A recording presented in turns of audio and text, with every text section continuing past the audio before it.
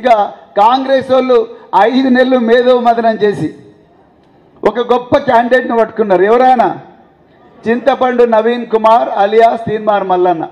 మిత్రులారా, వాస్తవాలే మాట్లాడుకోవాలి కాబట్టి ఆయన ఎలక్షన్ కమిషన్ ఆఫ్ ఇండియాకు సబ్మిట్ చేసిన అఫిడవిట్ బేసిస్ మీద నేను మాట్లాడతా. నేను ఆయన మీద నాకు పర్సనల్ శత్రుత్వం లేదు, కానీ వాస్తవాలు మీకు చెప్పాలి. అది ఆ డాక్యుమెంట్ నేను ఇంటర్నెట్ నుంచి డౌన్లోడ్ చేసుకున్న. మిత్రులారా, చాలామంది మా మహిళలు కూడా ఉన్నారు కాబట్టి అందరు జాగ్రత్త వినాలి. తీన్మార్ మల్లన్న గారు ఆయన స్వహస్తాలతోని తయారు చేసిన అఫిడవిట్లో, ఎలక్షన్ కమిషన్ ఆఫ్ ఇండియాకు సబ్మిట్ చేసిన అఫిడవిట్లో ఆయన చెప్పిన విషయం ఏందయ్యా అంటే, నా మీద 56 పోలీసు కేసులు ఉన్నాయని చెప్పిండు. మిత్రులారా, తెలంగాణ ఉద్యమం అప్పుడు కూడా చాలామంది మీద వందలాది కేసులు అయినాయి. కానీ అది ఒక స్వతంత్ర పోరాటం. ఒక ప్రాంతానికి మరొక ప్రాంతం నుండి దోపిడీ నుండి విముక్తి కావాలని తెలంగాణ ప్రజలందరూ పోరాటం చేస్తే ఆనాడు ఆంధ్ర పాలకుల చేతిలో ఉండే పోలీసులు అక్రమంగా పెట్టిన కేసులు ఇవి, ఆ కేసులు. కానీ తీన్మార్ మల్లన్న గారి మీద పెట్టిన కేసుల వివరాలు కొన్ని మీకు చెప్పాలి, ఎందుకంటే మీకు వాస్తవాలు చాలామంది ఈ అఫిడవిట్లు డౌన్లోడ్ అవన్నీ చేసుకోరు కాబట్టి చెప్తున్నా. మిత్రులారా, ఈయన మీద 56 పోలీస్ కేసులు అయినాయి. తెలంగాణలో ఉండే అన్ని ప్రాంతాల్లో పోలీస్ స్టేషన్ల నుంచి ఈయన కేసులు అయినాయి. ఇక ఈయన కేసులు చూడండి ఒకసారి. రాజకీయంగా Congress party, BRS party, BJP ఎన్నో కక్షలు ఉండొచ్చు, కానీ ఆ వ్యక్తుల పిల్లలను కూడా వాళ్ళ పేర్లు రాసి వాళ్ళ పేర్ల మీద యూట్యూబ్లో పోల్స్, అంటే ఎన్నికలు, ఆన్లైన్ పోల్స్ అంటారు కదా, ఆన్లైన్ పోల్స్ నిర్వహించిన వ్యక్తి తీన్మార్ మల్లన్న గారు. అదేవిధంగా వ్యక్తులను కొట్టి మెడ మీద కత్తి పెట్టి డబ్బులు గుంజడం, బ్లాక్మెయిలింగ్, ఎక్స్టార్షన్, అలాంటివి ఒక 7-8 కేసులు. అదేవిధంగా మరి తెలంగాణ తొలి ముఖ్యమంత్రి పెద్దలు కేసీఆర్ గారి మీద అసభ్యకరమైన భాష, మాట్లాడలేని భాష, ఇక్కడ చెప్పలేని భాష, ఆ భాష వాడినందుకు వాటి మీద కూడా కేసు. మిత్రులారా, యూట్యూబ్ ఛానళ్ళు 100 మంది పెట్టుకుంటున్నారు, అది తప్పేం లేదు, ఇది ప్రజాస్వామ్యం. కానీ 100 యూట్యూబ్ ఛానల్స్ మీద ఇప్పుడు కేసులు కావు. ఉదాహరణకు మనకు తెలుగు రాష్ట్రాల్లో సుపరిచితులైన వ్యక్తి తులసి చంద్ గారు ఎన్నో వీడియోస్ చేస్తారు, ప్రభుత్వ పాలసీలను ఎంతో ఎవిడెన్స్తో ప్రశ్నిస్తారు, కానీ ఆమె ఇంతవరకు ఒక్క కేసు కూడా కాలే. ధ్రువ్ రాతి పేరు విన్నరుగా మీరు, చాలామంది పట్టభద్రులకు ఐడియా ఉంటుంది.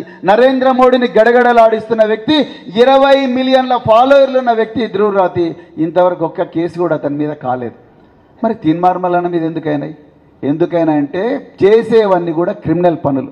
మరి ఇప్పుడు మీరు చెప్పండి, ఈ తీన్మార్ మల్లన్న, నేను చెప్పిన రాకేష్ రెడ్డి రేపు ఎమ్మెల్సీ అయితే ఫణీంద్ర సమాను, ప్రశాంత్ పాలకుర్తిని, సబీర్ భాటియాను, గులు మీర్చందానిని, లేకపోతే ఇంకెవరినో గొప్ప వ్యక్తులను సత్తుపల్లి ఇక్కడికి తీసుకొచ్చి వాళ్ళతో మాట్లాడిస్తాడు. మరి తీన్మార్ మల్లన్న ఎవరిని తీసుకొస్తాడు?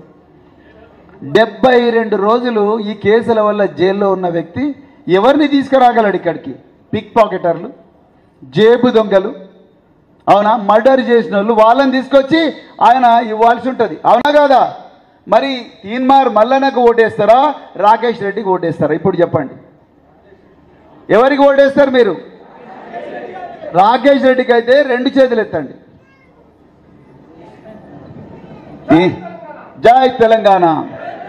మిత్రులారా, అదొక్కటే నేను మీకు చెప్పాలనుకున్నది. మిత్రులారా, దయచేసి మీరందరూ పట్టభద్రులు, ఇంకా కొంతమంది నిరుద్యోగులు కోచింగ్ సెంటర్లు పెట్టుకొని, యూట్యూబ్ ఛానళ్ళు పెట్టుకొని, వాళ్ళు కూడా మేము నిరుద్యోగులకు న్యాయం చేయాలని వాళ్ళు కూడా ఈసారి పట్టభద్రుల ఎలక్షన్లలో పోటీ చేస్తున్నారు. నిరుద్యోగులకు నాది ఒక్కటే రిక్వెస్ట్, మీరు లేకుండా తీన్మార్ మల్లన్న మీద ఆయన పేరు ఆర్ఎస్ ప్రవీణ్ కుమార్. ఇక ఆయన కథ అయినది నేను గతంలోనే చెప్పిన, రాజేందర్ అని ఇప్పుడు గుర్తు చేసింది. కానీ ఆయన బీఎస్పీలోకి వచ్చినప్పుడు ఈయన రాలేరో వాడు దోలినరో అని చెప్పిన. ఎట్లా చెప్పిన అంటే నాకెట్లా తెలిసిందంటే కేసీఆర్ ఇంకొక స్ట్రాటజిస్ట్ ఇద్దరు కలిసి ఫామ్ హౌస్లో కూర్చొని రాబోయే ఎన్నికలు ఎట్లా ఎదుర్కొందామంటే, నిరుద్యోగులు యువకుల ఓట్లు కనుక డివిజన్ చేయగలిగితే మళ్ళీ మనం గెలుస్తాం అనేది వీళ్ళ స్ట్రాటజీలో భాగం. ఆ స్ట్రాటజీలో ఉన్నటువంటి వ్యక్తికి సంబంధించిన కొన్ని ఇంప్లిమెంటేషన్ స్ట్రాటజీలు మేమే చేస్తూ ఉంటాం ఇక్కడ. ఆయన వచ్చి ఎవరుంటే బాగుంటుంది, ఎవరు దొరుకుతారంటే ఆర్ఎస్ ప్రవీణ్ కుమార్ అని చెప్పిన. అది నాకు అసలు మ్యాటర్ చెప్పలే.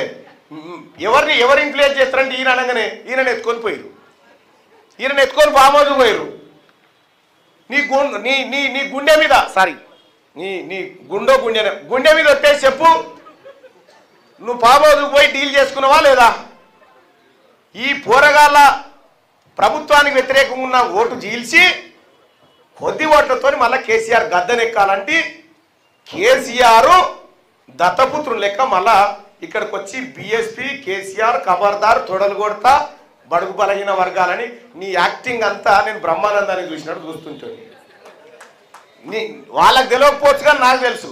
ఆఖరికి ఏం చేసి నెరికేనా, నేను ఈయన తమాషా చూసుకుంటుంటే మేడ్చల్లో నేను టికెట్ అభ్యర్థించినప్పుడు కాంగ్రెస్ పార్టీ వేరే వాళ్ళకి అకామిడేట్ చేసినప్పుడు ఈయన నా కోసం ఆ సీట్ ఆపుతా ఉన్నాడు. వస్తున్నాయేమో, నేను ఎందుకు వస్తా నాకు తెలియదా? ఈయన లలితకరుడు బాజప్తా కాంగ్రెస్ పార్టీకే ఓటేయమని చెప్పిన. ఎందుకంటే ఈ రాష్ట్రంలో అధికారంలోకి రావాల్సింది కాంగ్రెస్ పార్టీ అని చెప్పి. ఇంకా నేను ఆ రోజు వివరించిన పాత వీడియో చూడరి. ఈయన ఐపీఎస్ ఆఫీసర్ నుంచి రిజైన్ చేసి రాగానే ఈయన మీద కేసు పెట్టించుకుంటు. చిన్నది మోతాదు గింతే ఉంటుంది కేసు. అది ఏది మన డాక్టర్ సూది ఇచ్చిన దానికంటే చిన్నది. ఇంకా అవి ఆ కేసు పెట్టించుకొని నా మీద కేసు పెట్టినట్టాడు. ఇవో నీ డ్రామాలు మాకు తెలివయా. ఇక ఆయన వచ్చి ఏమంటాడు, తీన్మార్ మల్లన్న మీద 56 కేసులు ఉన్నాయి అంటాడు. ఆయనే వచ్చి క్యూ న్యూస్ స్టూడియోలో నిలబడి కేసీఆర్ను అరే సన్నాసి కేసీఆర్ తీన్మార్ మల్లన్న కడిగిన ముత్యంరా, ఆయన మీద గిన్ని అక్రమ కేసులు పెడతావరని ఇదే ఆర్ఎస్ ప్రవీణ్ కుమార్ అన్నాడు. నన్ను కేసీఆర్ జైలుకు తోలితే మా ఇంటికి పోయి వచ్చాడు, అమ్మ మేమున్నామని. మళ్ళీ ఇప్పుడేమంటాడు, ఇన్ని కేసులు నేను మల్లన్న మీద అంటాడు. నేను గంట వర్కౌట్ చేస్తే నీ దుకాణం బంద్ అవుతుంది, మూసుకొని కూర్చో. నాకు తెలియకుండా ఏం జరగలే. కానీ రెండో విషయం ఏం చెప్తా ఉన్నంటే, సోదరులారా, తీన్మార్ మల్లన్న మీద కేసులు ఉన్నాయి. ఎందుకు?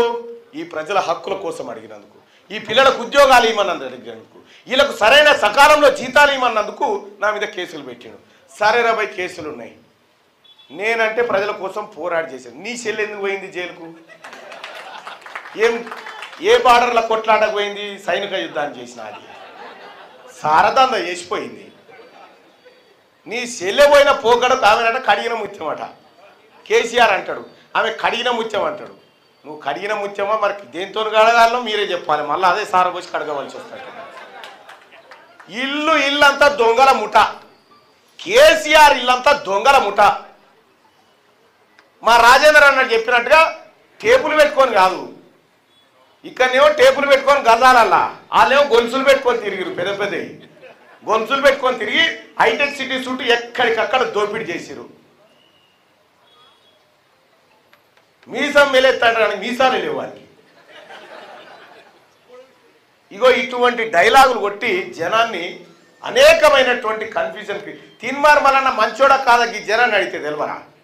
ఈ హనుమకొండ చౌరస్తా కాడికి వస్తావా? కేసీఆర్ నువ్వు పోతానా నేను పోతాను, నిలబడదాం, ఓ చెప్పాడ పెడదాం. వక్ఫ్ బోర్డు భూములు కూడా మింగితివి. ఆఖరికి అల్లాను మింగిండు, రాముని మింగిండు, ఏసుక్రీస్తుని కూడా మింగిండు కేసీఆర్. దేవుళ్ళని కూడా మింగిండు. నేను మొర్రో మొత్తుకున్నా, కేసీఆర్ జర ఆత్మ పరిశీలన చేసుకో అని చెప్పిన. ఆత్మ పరిశీలన ఎక్కడ? అహంకారం. ఇప్పటికి కూడా ఇంకా అహంకారం దిగుతలేదు.